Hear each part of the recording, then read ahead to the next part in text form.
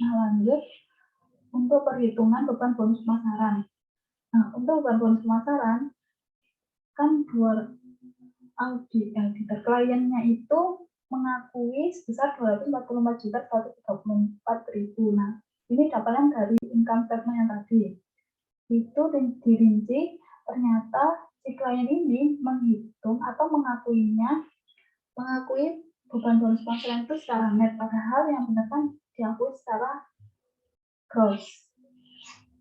Nah, kita akan menghitung berdasarkan auditornya untuk bulan Januari sampai November dia 246.600.000, Desember itu yang belum dicatat sebesar 14.500.000, sehingga total beban bonus pemasaran itu sebesar 261.100.000 yang harus diakui, yang seharusnya diakui oleh klien. Langsung ke kertas kerjanya. Nah, ini per klien dia 244.134.000 itu secara net. Kemudian penambahannya karena sudah pensiun, dia tidak perlu dicatat. Kemudian untuk Dery sampai Kiki dia belum dicatat untuk bulan Desembernya. Nah, ini terdapat catatan jurnal koreksinya. Terdapat bonus pemasaran untuk bulan Desember dicatat sebesar 14.500.000. Nah, ini jurnalnya 14.500, kemudian PPh pegawainya itu dikalikan dengan 1%, utang bonusnya akan selisih dari beban dan utang PPh pegawai itu sebesar 14.355.000. Kemudian koreksi yang kedua itu PT Jawa mengakui beban bonus pemasaran secara net yang seharusnya diakui secara gross itu sebesar 246.600.000. Nah, ini kurangnya beban bonus pemasaran dia 2.466.000 ini dikurangi 24 juta, didapatkan kurang. PT Jawa ini kurang mencatat beban. Nah, sehingga utang bonus pemasaran dan pembayaran juga kurang. Ini disesuaikan utang pegawai dikalikan dengan 1% dan utang bonus pemasaran itu selisihnya. Nah, jadi ini koreksinya sebesar 16.966 totalnya, dan per auditnya ditemukan 266, sehingga per auditnya itu 261.100.000. Kesimpulannya, setelah dilakukan audit atas akun beban bonus pemasaran, auditor ini menyimpulkan bahwa terdapat salah satu dan memerlukan jurnal koreksi. Nah, jurnal koreksinya itu seperti ini. Nah, setelah terdapat schedule pendukung beban bonus pemasaran dan schedule pendukung beban gaji, kita akan langsung ke schedule utama untuk beban gaji dan beban bonus pemasaran.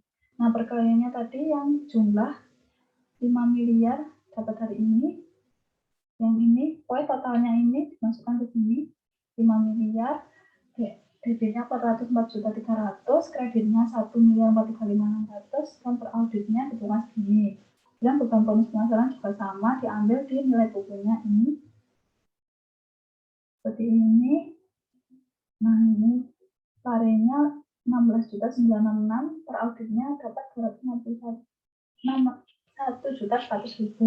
Kesimpulannya, setelah dilakukan audit atas beban gaji dan beban bonus pemasaran, auditor menyimpulkan bahwa terdapat beberapa salah gaji dan memerlukan jurnal koreksi atau reklasifikasi yang sudah kita buat di L1.1 dan L1.2. Selanjutnya untuk perhitungan utang gaji, utang PPh, utang BPJS, dan utang bonus pemasaran. Nah, balance sheet-nya tadi kan di balance sheet yang sudah diketahui soal itu klien mengakui 0. Padahal menurut auditor seharusnya untuk bulan Desember karena dia belum diakui dan bulan Desember seharusnya kan bayar gajinya tanggal 5 Januari sehingga Desember kan masih utang. Jadi perlu disesuaikan untuk utang pegawainya dulu, utang PPh pegawainya dulu. Itu dari gaji kotornya bulan Desember 440.300.000 dikalikan dengan 10% dapat 44.430.000. Utang BPJS-nya sama, gaji kotornya tadi 444.300.000 dikalikan dengan 2%. Dapatkan 8.886.000. Sehingga utang gajinya kan selisihnya gaji kotor dikurangi dengan gaji pegawai dikurangi dengan BPJS dapatkan 390.984. Nah, ini utang gaji yang harus diakui. Dan untuk bonus pemasaran kan tadi Desember juga belum diakui. Utang bonus pemasarannya yaitu 14.500.000, utang PPh pegawai pada bonus pemasaran dia 14.500.000 dikalikan dengan 1%. Dan untuk utang bonus pemasaran dia 14.500.000 dikurangi utang PPh pegawainya 145.000 ya, hingga didapatkan 14.355.000. Nah, ini untuk utang pada bulan Desember. Nah, kita melakukan penyesuaian dari Januari sampai November. Kan tadi kita ada beberapa koreksi dari yang pensiun, gaji pensiunnya masih diakui, sama apa itu yang departemen pabrik, yang dari gaji departemen pabrik. Sehingga kita perlu koreksi. Mulai dari utang PPh pegawai dulu. Pensiunnya tadi kan 70 juta. 10 juta dikalikan dengan 10%, sehingga seharusnya utang PPh pegawai ini berkurang 7 juta.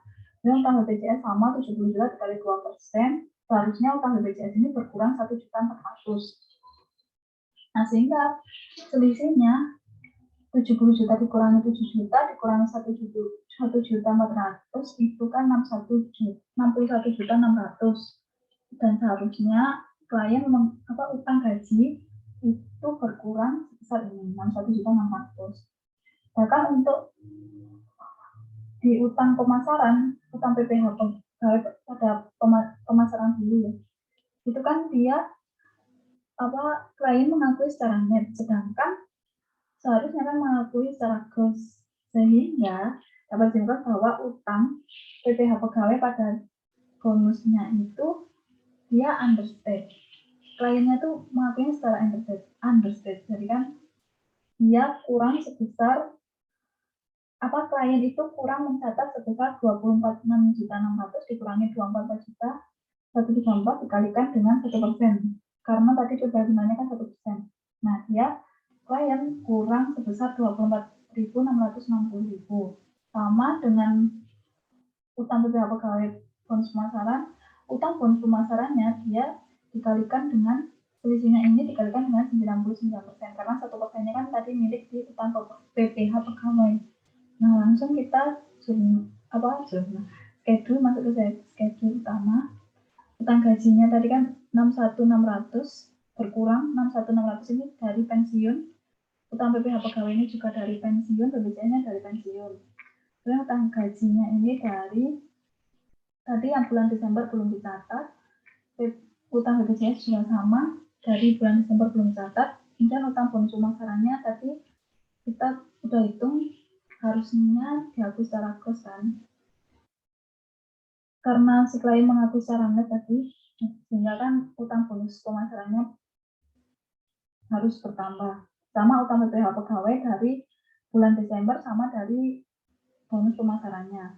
Nah, didapatkan per audit seharusnya utang gajinya itu masih tersisa 329.384 juta. Kemudian utang bonus pemasarannya masih 16.796.350, utang PPh pegawainya 37.599.960, utang BPJS-nya 7.486. Nah, kesimpulannya setelah dilakukan audit atas akun utang gaji, utang PPh, utang BPJS, dan utang bonus pemasaran, auditor menyimpulkan bahwa terdapat transaksi dan memerlukan zona koreksi. Nah, zona koreksinya itu sama lagi L1.2 dan L1.1. Nah, ini udah dibuat gaji. Nah, itu tadi kertas kerja dari yang ditanyakan dari pendukung sampai utama. Nah, terakhir yang belum kita jawab yaitu prosedur audit yang sudah dilakukan dan hasil apa saja yang sudah teruji. Yang pertama, kita sudah melakukan prosedur yang dilakukan yaitu meminta daftar gaji dan pegawai milik klien, meminta rekapitulasi kerja, memeriksa rekening keuangan milik klien. Asal yang diuji yaitu occurrence atau keterjadian transaksi penggajian benar tujuan audit yaitu transaksi penggajian benar-benar terjadi. Prosedur yang dilakukan nomor 2 yaitu melakukan rekalkulasi atas akun terkait siklus penggajian dan mentransfer ke jurnal. Asas yang diuji yaitu akurasi, tujuannya yaitu semua akun terkait siklus penggajian telah dicatat pada nilai yang tepat. Yang ketiga yaitu Prosedur yang telah kita lakukan yaitu melakukan inspeksi atas pencatatan jurnal yang dilakukan oleh akuntan apakah pengkajian akuntan sudah benar. Asas yang diuji yaitu klasifikasi, tujuannya yaitu pengkajian sudah diklasifikasikan pada akun yang sesuai. Prosedur yang keempat yang sudah kita lakukan yaitu melakukan prosedur tracing dari daftar pegawai dan tarif gaji per bulan ke income statement. Asas yang diuji yaitu completeness, tujuan auditnya yaitu semua penggajian sudah tercatat lengkap tanpa ada kekurangan. Nah, sekian pembahasan dari latihan soal untuk TM12 mengenai audit atas siklus penggajian. Apabila ada kesalahan, mohon maaf. Terima kasih dan wassalamualaikum warahmatullahi wabarakatuh.